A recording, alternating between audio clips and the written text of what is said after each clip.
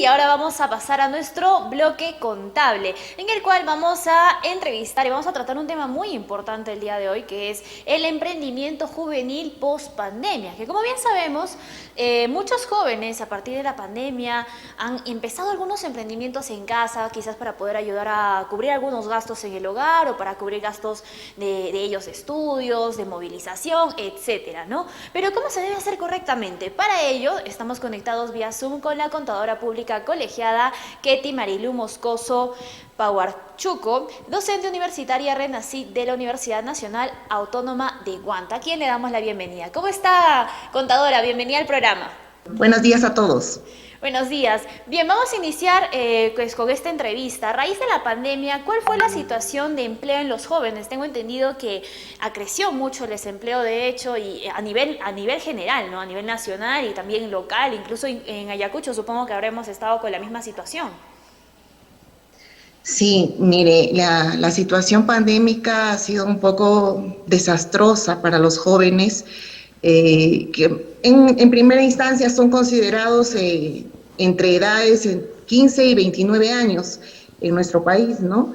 Y para temas laborales o situaciones de empleo entre 15 y 24 años. Tal ha sido la situación que les pusieron denominaciones. Una de ellas fue, por ejemplo, generación del confinamiento. Ahorita se les conoce como generación del confinamiento. Ellos han tenido despidos masivos, incluso casi el doble de los adultos, ¿no? Y más en situaciones de género. Por ejemplo, las mujeres jóvenes han tenido mucha frustración en el tema laboral durante el tiempo de pandemia.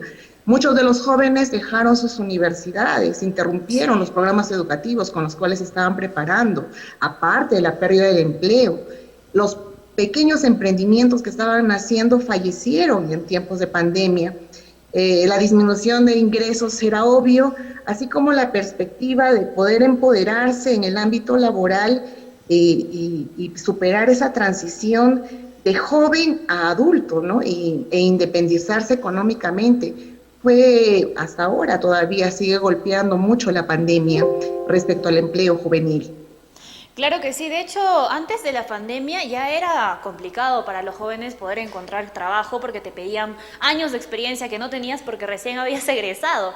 Entonces, ya de por sí era complicado, pero ahora bueno, en medio de la pandemia muchos se vieron en esta encrucijada de cómo hacemos para trabajar, porque algunas empresas también te solicitaban que vayas de manera presencial, solicitando un permiso, pero había el temor de que, pues, no, pero mi familia, mis padres, pero tengo que trabajar, tengo que ayudar, entonces era toda una perspectiva. En este momento ya se podría hablar de una post-pandemia. Creo que sería muy apresurado. Los especialistas manifiestan que para el año 2024 podríamos entrar a un periodo post-pandemia, ¿no? Donde de todos modos vamos a tener que lidiar con secuelas sociales, psicológicas y económicas que el virus está dejando, ¿no? Bajo esta perspectiva es importante cuidar los procesos de transición de los jóvenes para poder ubicarse dentro de un empleo importante o generar un emprendimiento, que es el motivo de este diálogo, ¿no? Ese cambio es crucial en sus vidas y nosotros los adultos tenemos que contribuir en ese desarrollo. Justamente, como usted mencionaba, a partir de la pandemia es que muchos jóvenes empezaron a pensar en qué hacemos. Y ahí es cuando empezaron a nacer diversos emprendimientos, pues por redes sociales más que nada se ha dado, ¿no? ¿Y por qué cree que es tan importante el emprendimiento juvenil? Primero, el emprendimiento joven hace referencia a una actitud y aptitud, ¿no? Los jóvenes son revolucionarios por naturaleza. El emprendimiento se entiende como una iniciativa que asume un riesgo económico con la finalidad de aprovechar una oportunidad que hay en el mercado, ¿no? Algunos especialistas, esos conocedores, definen que debemos dotar a los jóvenes de herramientas para que se puedan desarrollar en un mundo altamente competitivo. Recordemos que no estamos solos, a pesar de desenvolvernos en ámbitos nacionales, también debemos preocuparnos de los ámbitos internacionales y es importante descubrir y desarrollar las habilidades que tienen nuestros jóvenes para poder aprovecharlos mejor. El emprendimiento juvenil también es un vehículo de crecimiento y desarrollo económico, social para nuestro país. Contribuye a la generación de puestos de trabajo, diversifica el tejido productivo, la innovación, fortalece los espacios en la pequeña y mediana empresa y principalmente se podría hablar de que gracias al empleo juvenil, al emprendimiento juvenil, podríamos tener una mayor distribución del poder económico, ¿no? Que es lo que se está buscando, una estabilidad económica en nuestro país. De hecho, en estos últimos meses yo también he podido visualizar que, a pesar de estar en pandemia, han aparecido diversos emprendimientos que son liderados por jóvenes, ¿no? Son casos de éxito. ¿Usted ha visto algunos emprendimientos? ¿Cuáles ha observado? Bueno, los principales emprendimientos ahora en juventudes está orientado al desarrollo de los startups que está promoviendo el gobierno nacional y también entidades de otros países, ¿no? Estos startups, como por ejemplo Sexta Generación, dieron la oportunidad a jovencitos que empezaron a generar programas de fitness, por ejemplo, en plataformas digitales, al igual que otro que hizo análisis de Big Data que permite que los usuarios puedan conectarse al mercado inmobiliario a nivel de toda Latinoamérica, es decir, un mercado abierto que normalmente no se veía antes de la pandemia, ¿no? Estas plataformas digitales también se han extendido a las áreas de aprendizaje, por ejemplo, para hacer capacitaciones, con propósito de brindar herramientas para mejorar el proceso educativo en las distintas instituciones de básica regular principalmente, ¿no? Como te habrás dado cuenta, todas estas ideas están muy orientadas a las tecnologías de información y comunicación. Los jóvenes han nacido con ese talento ya. Esta es una generación que le ha sacado ventaja a la tecnología y tenemos que aprovecharlo. Lo más común y frecuente que se está dando dentro de nuestra localidad son las ventas online. Estas ventas online no necesitan de una infraestructura física y se trabaja a través de infraestructuras virtuales generando cierta economía y aminorando los riesgos de un emprendimiento, ¿no? Claro, de hecho, pues si uno a veces tiene un lugar físico es un poco más complicado y tienes más obligaciones económicas a cuando tú lo llevas de manera virtual, ¿no? En la cual pues simplemente entregas los productos y haces el contacto por ellos por diferentes canales digitales, que también es algo buenísimo para empezar, ¿no? Digamos, porque ya después uno va creciendo y si quiere tener un lugar físico de todos modos, ¿no? Porque también hay alguna desconfianza en productos que se puedan vender de manera online. Y coménteme, ¿usted por si acaso ha visualizado algún emprendimiento en específico? Mire, yo le comento que hace varios años, incluso antes de la pandemia, yo en alguna feria visualicé que había unos chicos que estaban utilizando justamente, como mencionaba, la tecnología, estas impresoras en 3D para poder hacer como unos yesos en los cuales, como bien sabe, pues algunos se ponen los yesos y es el yeso normal y se termina infectando o a veces se ensucia y es algo un poquito antihigiénico, pero estos yesos eran a base del material de las impresoras 3D. Entonces, lo que hacían era pues adaptarlo a cada persona, era un poco personalizado, un poquito caro, pero era pues más higiénico que tener un yeso pues normal.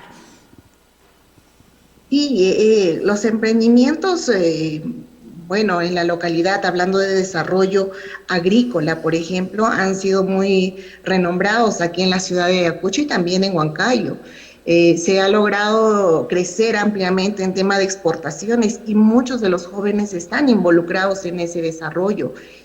Por ejemplo, en la ciudad de Ayacucho es muy conocido uno de los emprendedores jóvenes que creó las galletas para eliminar la anemia. Sí. Eso fue un emprendimiento juvenil.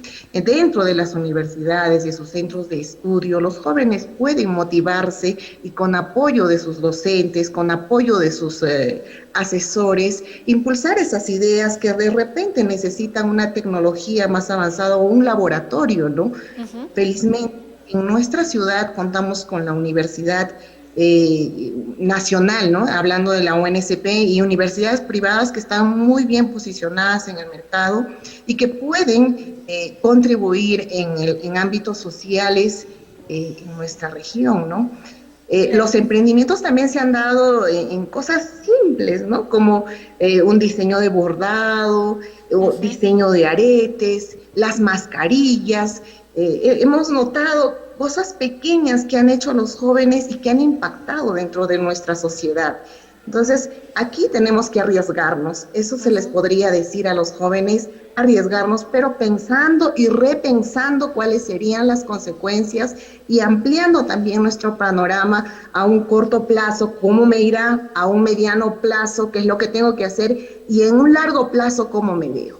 La planificación es básica e importante para el desarrollo de un emprendimiento. A veces, como usted dice, en lo más simple están las oportunidades. Finalmente, ¿qué recomendación le daría a los jóvenes que desean emprender, que quizás han estado pues maquinando la idea, pensando quizás en hacer su emprendimiento, pero todavía no dan ese primer paso para ejecutarlo? Miren, de todos modos, al margen de tener una iniciativa brillante, una idea innovadora, siempre hay que apegarnos a la parte técnica, a la parte metodológica, a la parte académica, les podría recomendar a los jóvenes. Tenemos que analizar, por ejemplo, la propuesta de valor que vamos a ofrecer. ¿Qué es lo que yo voy a crear que va a cambiar mi localidad, que va a mejorar mi localidad o que va a lograr una satisfacción en mi cliente? Una propuesta de valor sólida puede dar el éxito a tu negocio.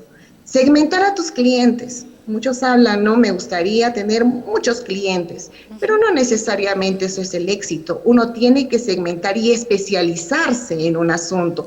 Para ello, el segmento de clientes a veces es pequeño y no se compara con un segmento numeroso. Ver cuáles van a ser mis canales de distribución. Voy a tener mi punto de venta, voy a tener carritos que distribuyen o voy a distribuir a través de Olva Courier o de una plataforma digital, ¿no? Tengo que tener claro cuáles van a ser esos canales. ¿Cuál es la relación que tengo con el cliente? Hay una relación directa, me comunico con ese cliente, lo saludo en su onomástico, he tenido alguna sensación directa con ese cliente. Es importante saber cuál es el sentimiento que irradia. Recordemos que en esta generación ya no importa de sobremanera, ¿no?, el tema de la calidad, el tema del precio, sino la forma en que te atiende el proveedor, ¿no? Entonces, desde ese punto, una buena relación con el cliente. ¿Cuál va a ser el flujo de ingresos? Voy a cobrar por tarjeta, ya que ahora el dinero viene contaminado y toda la situación, o voy a tener de repente cuentas bancarias, voy a hacer intercambios bancarios, no sé, ahora han salido tantas plataformas digitales para pago, o también puedo abrir un espacio para recuperar estos flujos económicos, ¿no? ¿Cuáles van a ser mis recursos claves? ¿Qué voy a necesitar? ¿De dónde voy a conseguir? Si voy a hacer mates burilados, ¿quiénes van a ser mis proveedores? ¿Cuánto me va a costar? ¿Cuál es la mano de obra que voy a necesitar? ¿Cuáles son las actividades clave que voy a realizar? ¿Y quiénes son mis socios estratégicos? Si busco apoyo en el banco, es un socio estratégico. Si busco apoyo de la familia, mamá, papá, es un apoyo estratégico. Entonces, esas personas van a darle solidez a nuestro negocio. Y otra cosa muy importante es ver el análisis financiero, el flujo de caja, cuál va a ser mi estructura de costos para no caer en error. No es un conocimiento demasiado profundo el hecho de analizar cuáles son mis ingresos y cuáles son mis gastos y cuál es mi saldo, ¿no? Entonces, eso proyectado a un primer mes, un segundo mes, un tercer mes, hace que el joven emprendedor pueda ver si su negocio va a ser rentable o no va a ser rentable, ¿no? Claro, como usted señala, es importante que puedan todo colocarlo, incluso en una hoja, como si fuera un plan de hacer su empresa, porque lo que usted menciona, los canales de distribución, cómo promocionarlo, quiénes van a ser tus proveedores, todo eso tiene que estar anotado pues en una lista, tenerlo en físico, para que así, o de manera digital también, ¿no?, que ahora todos nos manejamos con el teléfono, para que así pues uno tenga exactamente cuáles son los pasos a seguir si en caso se quiere continuar con ese negocio, se pueden incluir socios, ¿no? Por supuesto, la agrupación es inminente. En este mundo de superación económica por el que vamos a pasar, no podemos trabajar individualmente. Se tienen que generar equipos multidisciplinares, porque el conocimiento en una sola persona no es general. Necesitamos apoyo de diseñadores, apoyo de otro tipo de talento y otro tipo de profesionales. Recomendarles a los jóvenes de repente por ahí seguir el proverbio chino que dice, ¿no? Observa, imita, iguala y supera. Entonces hay que cuidar muy bien de quiénes nos rodeamos. La recomendación sería, procuren rodearse de leones y no de gatitos, ¿no? Claro, de los que son más expertos quizás en el rubro. Y coménteme ya como parte final, contadora Moscoso, si es que uno también quisiera inscribir esta empresa, porque sabemos que también tiene que estar, pues, en la ley, ¿cómo sería el trato que tendría que hacer con la SUNAT? O sea, es un proceso un poquito extenso, es reducido, quizás los chicos, pues, no saben que tienen sus emprendimientos que también deben, pues, quizás cumplir obligaciones tributarias.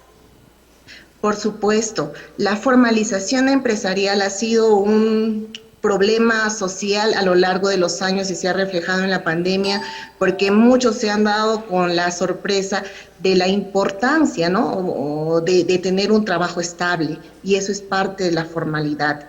Para poder legalizar tu empresa, tienes que decidir qué tipo de persona vas a ser, o persona natural o persona jurídica, porque puede ser una persona natural con negocio y una persona jurídica, ¿no?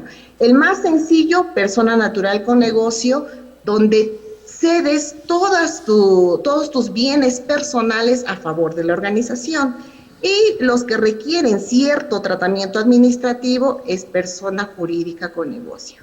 Si se tiene la visión de crecer, yo recomiendo una persona jurídica, que puede ser una empresa individual de responsabilidad limitada, una sociedad comercial de responsabilidad limitada, una sociedad anónima, abierta o cerrada. Porque tiene una aspiración de crecimiento y estabilidad a lo largo del tiempo. Recordemos que debemos ser sostenibles.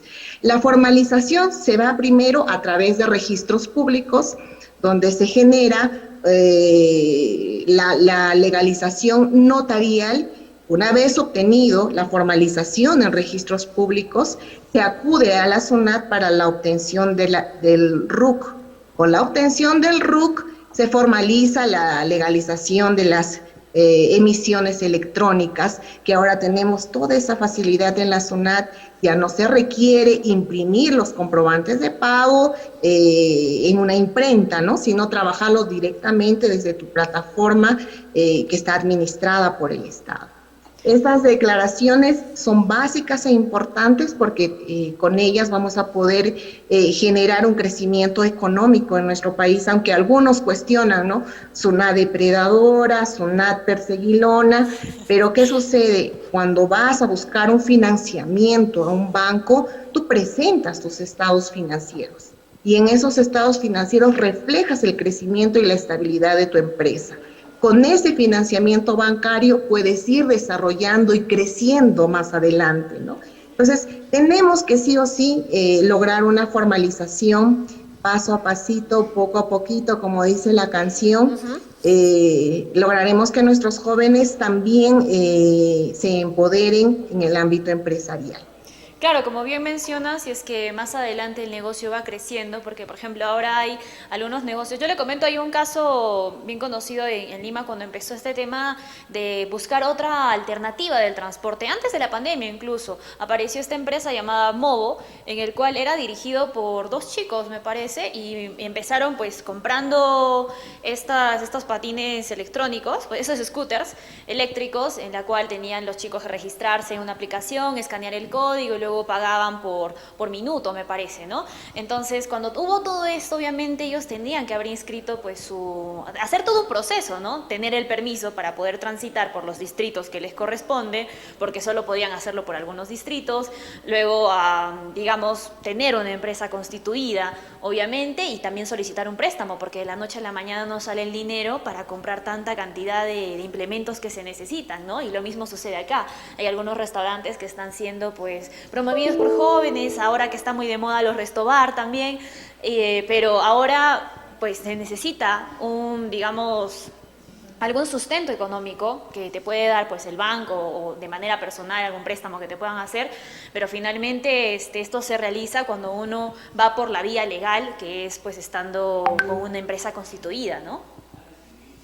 Claro, solo de forma legal podemos crecer, mi estimada.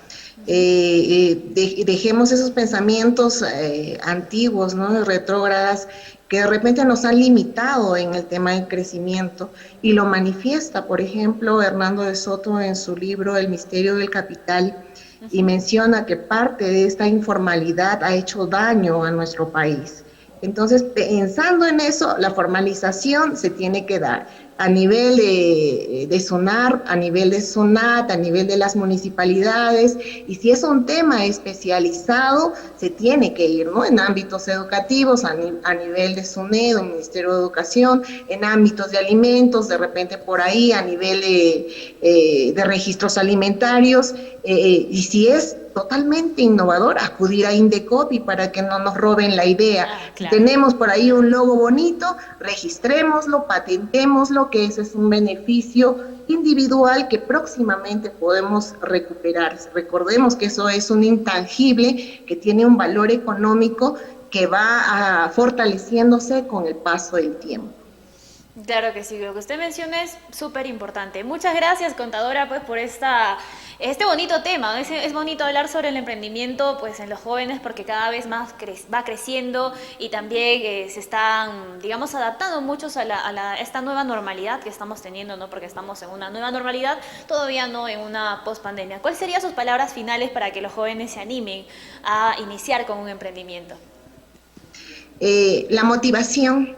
Tenemos que tratar de lograr que los jóvenes observen a las personas que han tenido éxito y con ello ir cultivando poco a poco nuestros conocimientos. Recordemos, jóvenes, que tenemos que manejarnos como seres humanos en 3 ambientes importantes.